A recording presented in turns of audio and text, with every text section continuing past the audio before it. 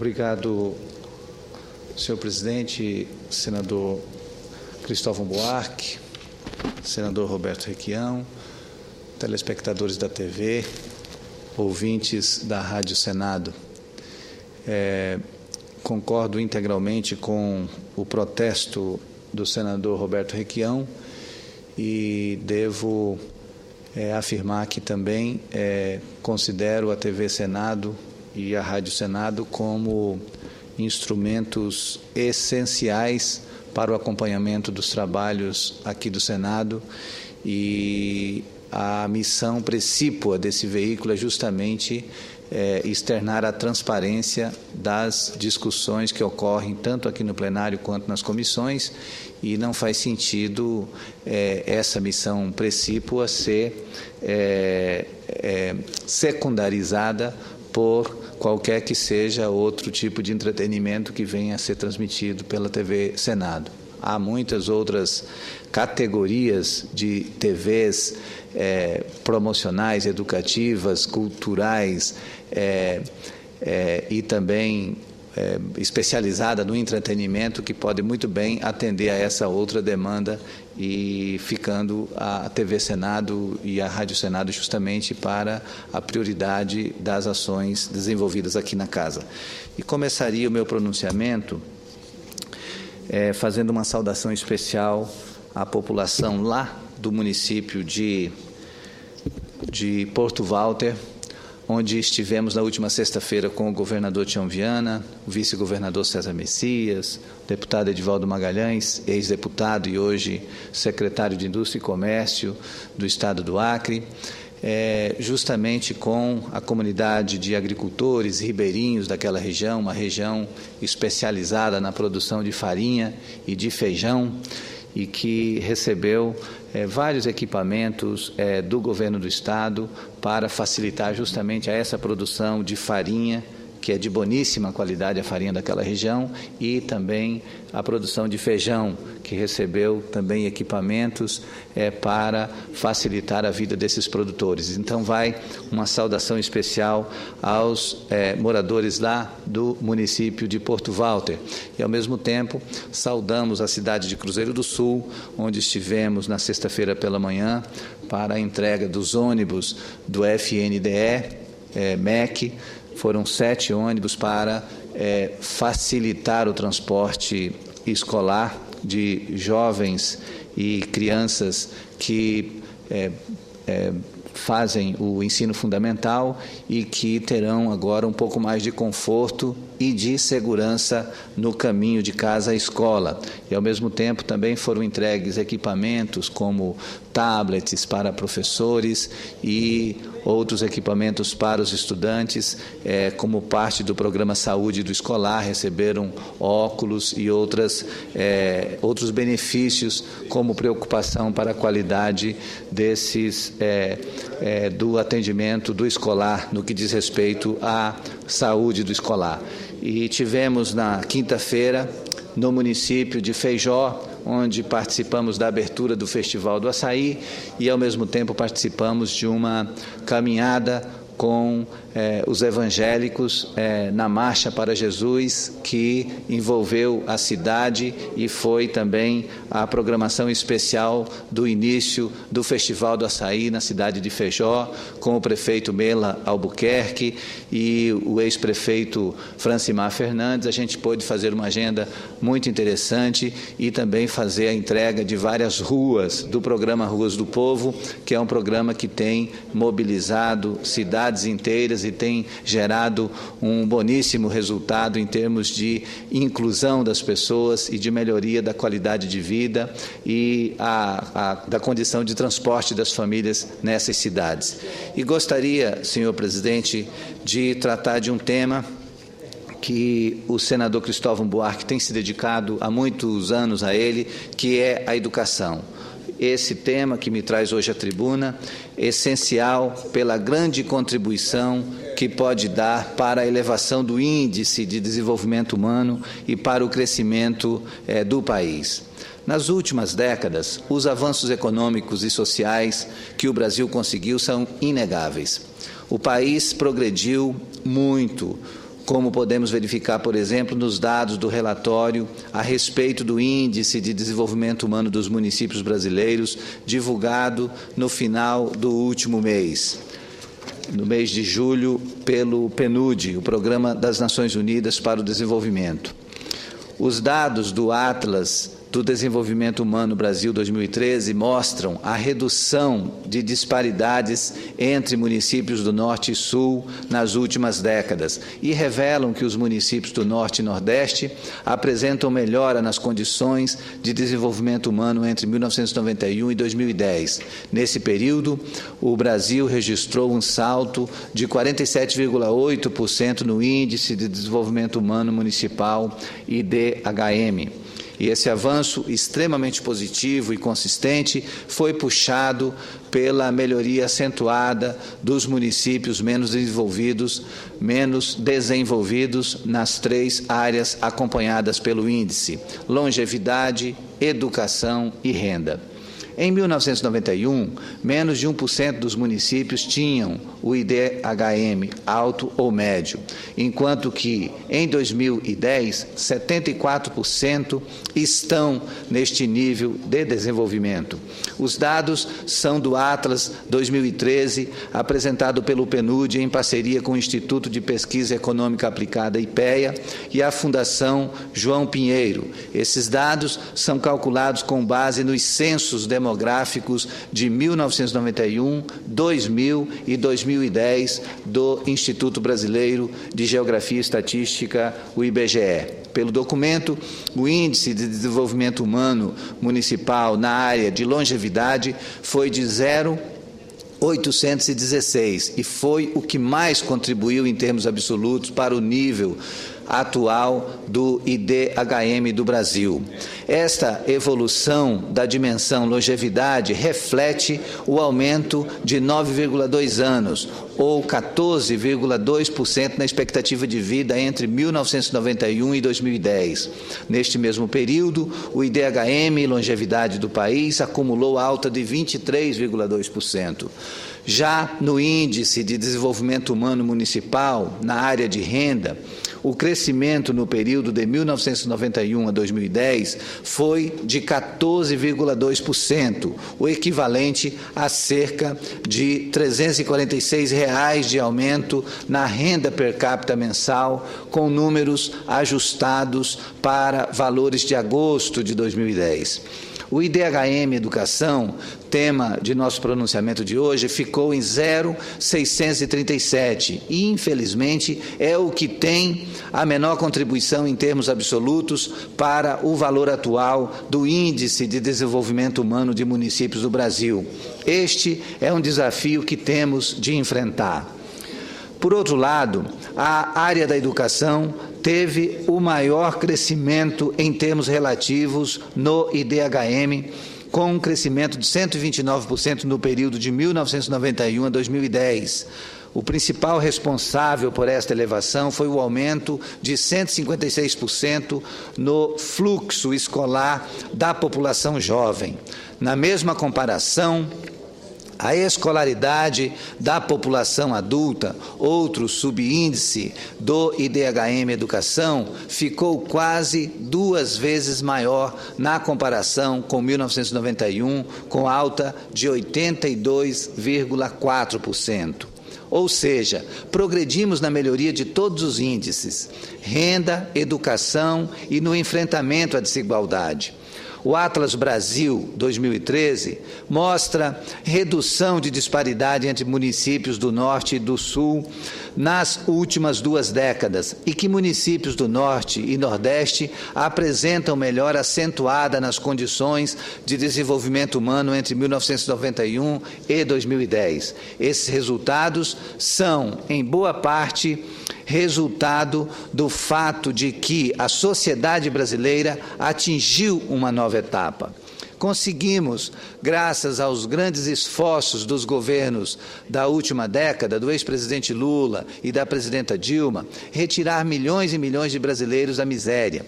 Conseguimos ainda criar condições para a ascensão social de outros tantos brasileiros que passaram a integrar a chamada nova classe média.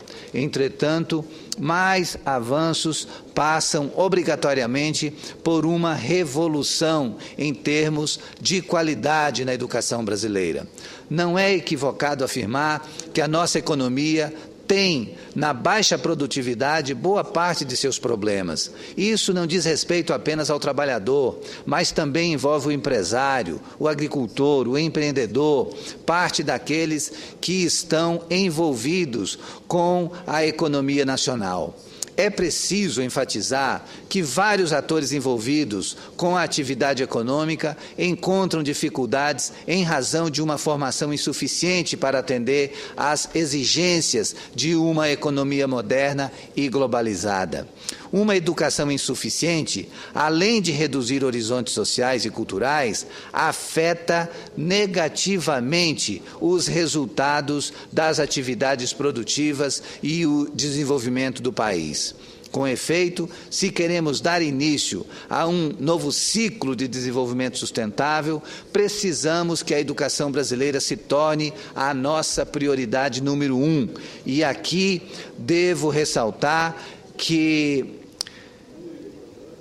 a educação de qualidade só pode ser considerada quando ocorre a soma do acesso, a permanência e o sucesso do aluno na escola. A qualidade deve ser considerada nesses 3 requisitos, e essa qualidade deve ser o objetivo principal quando tratamos do desafio de avançar na educação. Não basta que todas as crianças estejam na escola. Isso é insuficiente. É preciso que todas as escolas saibam ler, escrever, realizar operações matemáticas e tenham domínio de outras habilidades exigidas por uma sociedade moderna. Esses aspectos foram muito bem concatenados no relatório do nobre senador José Pimentel do Plano Nacional de Educação, o PNE, relatório já aprovado na Comissão de Assuntos Econômicos. O texto, com grande habilidade, conciliou as demandas dos vários grupos que discutem o tema. Os benefícios do Plano Nacional de Educação, aliás, foram definidos e muito competentemente defendidos pelo ministro da Educação, Aloysio Mercadante, quando esteve em audiência pública na Comissão de Assuntos Econômicos em maio deste ano. Como o senador José Pimentel observou, um dos objetivos do plano é o de resolver a adequação orçamentária e financeira necessária ao financiamento da educação no país. Para que consigamos atingir essa qualidade desejada, precisamos de um recurso financeiro capaz de amparar adequadamente os projetos relacionados à educação.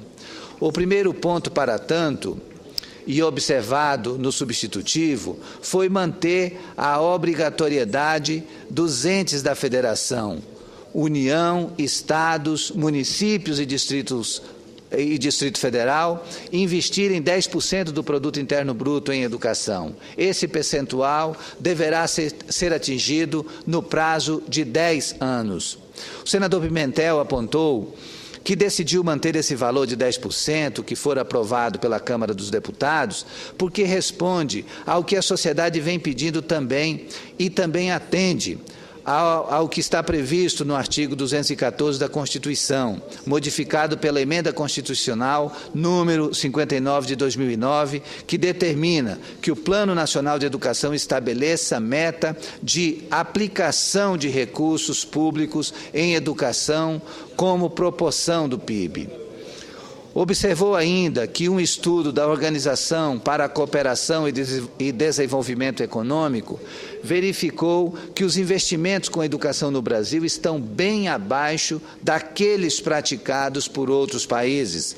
Vejamos, o Brasil investe $2.545 ao ano por aluno. Por sua vez, a Finlândia investe $9.113 por ano. A Coreia investe $7.629 por ano. Portugal investe $7.504 por ano.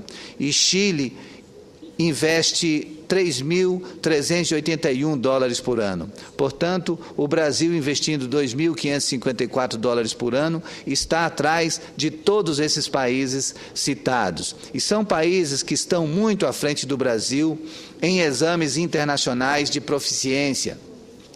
E é fácil perceber que investimos muito menos do que eles. Como observou acertadamente o senador José Pimentel, é por essa razão que se coloca a urgência de ampliação do investimento em educação no Brasil. O segundo ponto importante, apontado por Pimentel, é a necessidade de investir não apenas no sistema público, mas também em programas públicos, como o caso do ProUni, Ciências Sem Fronteira, Pronatec ou FIES. Todos programas de altíssimo impacto na juventude universitária, que cresceu consideravelmente durante os governos do presidente Lula e agora da presidenta Dilma. Além disso, há os convênios com escolas especializadas em atendimento dirigido a estudantes com deficiência. O terceiro ponto fundamental aponta no sentido de incluir os royalties oriundos dos contratos de exploração de petróleo. Como observou o senador Pimentel, hoje, quando o conhecimento pauta a economia, a educação representa o destino mais nobre para o emprego desses recursos. Países produtores que investiram essa riqueza na educação de sua população, como é o caso da Noruega, desenvolveram novos setores e cresceram social e economicamente. Podemos observar que houve a preocupação em assegurar um valor adequado para a educação brasileira, de modo que ela possa suprir as necessidades nacionais ao longo do século XXI. E ressalto que agora é preciso ir além da etapa de discussão. É preciso, sim, partir para a aprovação final do projeto o mais rapidamente possível, na Comissão de Constituição e Justiça, na Comissão de Educação e no plenário desse Senado. É isso que o país e a sociedade esperam do parlamento brasileiro, e eu espero que nós consigamos cumprir esse ritual de apreciação e aprovação do Plano Nacional de Educação o mais rapidamente possível, para que a gente dê uma resposta a essa necessidade que o Brasil tem, porque tivemos um crescimento considerável no que diz respeito à inclusão social, no que diz respeito à elevação do padrão de renda e da melhoria da qualidade de vida de milhões de brasileiros, mas temos que admitir que não vamos conseguir dar um salto significativo se não houver esse investimento forte na educação. E o Plano Nacional de Educação, na forma em que foi aprovado na Câmara e que está sendo mantido com alguns adendos no relatório do senador José Pimentel, ele aponta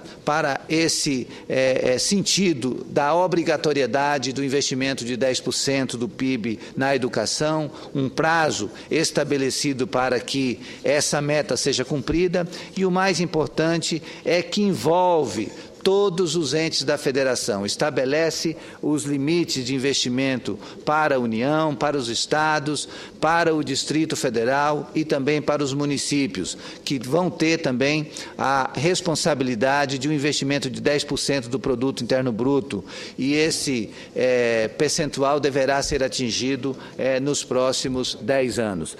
E eu fico na expectativa de que a gente aprofunde o máximo que puder esse debate sobre educação, porque se tem algo que nós podemos fazer para a atual e para as futuras gerações do Brasil, é a gente tentar definir a melhor forma de garantir os investimentos para que as nossas crianças e os nossos jovens tenham a educação com a melhor qualidade possível, para que eles possam, para que essas futuras gerações sejam devidamente preparadas para os desafios, para uma sociedade cada vez mais competitiva e para atender os anseios, inclusive tecnológicos, e também os desafios da governabilidade, que vão exigir cada vez mais uma geração preparada para esses desafios. E, ao mesmo tempo, gostaria de informar que o índice de desenvolvimento humano nos municípios, que trouxe esse estudo recente, ele tem muitos números para a gente apreciar com toda atenção, e eu espero me ocupar em outro pronunciamento para tratar da evolução que aconteceu não só na média nacional, mas também nas localidades. E no estado do Acre a gente teve um crescimento significativo nessa última década, com as participações dos governos, do governador Jorge Viana, do governador Binho e agora também do governador Tião Viana. Então nós temos números muito interessantes para serem trabalhados, principalmente no que diz respeito à educação, o que a gente conseguiu de avanço e o que isso significou em termos de elevação do IDHM no estado do Acre, a partir dos investimentos acertados, conscientes, que foram feitos na educação. E eu tenho certeza que a gente vai poder analisar esses números com muito cuidado, com muita paciência e também com muito otimismo, porque os passos foram dados no sentido da gente conseguir bons avanços e agora a gente vai ter que reforçar a perspectiva dos investimentos para que a gente possa dar saltos ainda mais qualificados no futuro. Era o que tinha a dizer, senhor presidente. Muito obrigado pela atenção.